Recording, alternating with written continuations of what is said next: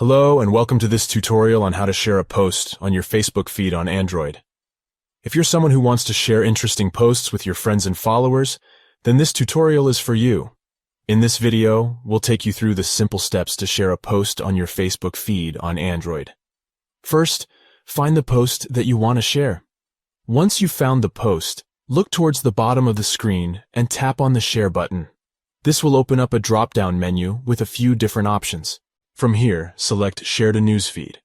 You can also select where you want to share the post by tapping on Feed. This will determine whether you want to share the post on your own timeline or in a group or page that you manage.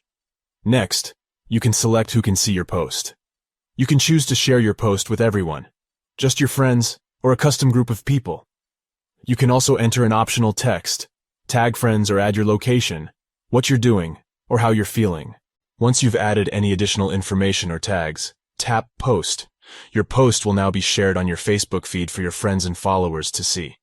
It's important to note that you can't share posts with people who weren't part of the original audience. This means that if the post was shared with a specific group of people, you won't be able to share it with anyone else. And that's it. You've successfully learned how to share a post on your Facebook feed on Android. Thanks for watching, and be sure to subscribe to our channel for more helpful tutorials like this.